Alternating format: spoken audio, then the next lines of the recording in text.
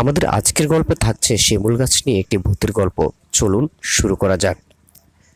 শিমুল গাছটাই বেয়ে বেয়ে উঠছে। আম্মুর কাছ থেকে শোনা আরও একটি গল্প আমি আবার আম্মুর হয়ে বলছি। আমাদের বাড়ির বর্ণনা আগেই দিয়েছি।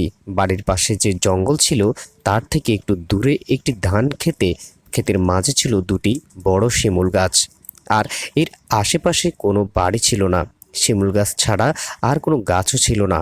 এবারের গল্প সেই গাছকে ঘিরে। আমার বয়স তখন 11 কি 12 বছর হবে। সে সময় আমাদের গম চাষ করা হতো।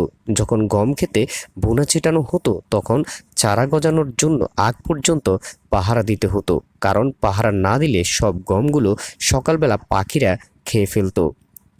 যে প্রতিদিন পাহারা দিত সে কোনো একটা কারণে বাড়িতে ছিল না, ফলে আমাকে বলা হলো ক্ষেত পাহারা দিতে। আমি সকাল সকাল চলে গেলাম গম খেতে পাহারা দিতে। আমি ক্ষেতের এক কোণায় বসে আছি।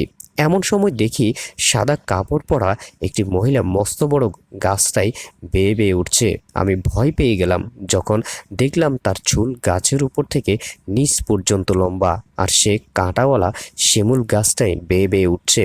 কেননা এত বড় চুল কোনো মানুষের হতে পারে না, এবং কাঁটাওয়ালা গাছে মানুষের পক্ষে অনায়াসে ওটা সম্ভব না। আমি অজ্ঞান হয়ে গেলাম।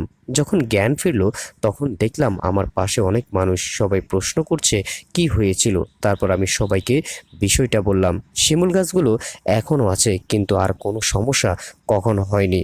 দর্শক, এই ছিল আমাদের আজকের গল্প। গল্পটি কেমন লেগেছে জানাবেন। যদি ভালো লাগে আমাদের পেজটি ফলো করবেন, এবং যদি আমার চ্যানেল থেকে দেখে থাকেন তাহলে চ্যানেলটি সাবস্ক্রাইব করে সাথে থাকবেন। আমাদের আজকের এই ধরনের গল্প পেতে অবশ্যই আমাদেরকে কমেন্ট করবেন। ভালো থাকবেন, সুস্থ থাকবেন। পরবর্তী গল্পটি দেখার আমন্ত্রণ জানিয়ে আজকের গল্পটি এখানে শেষ করছি। আল্লাহ হাফেজ, আসসালামু আলাইকুম।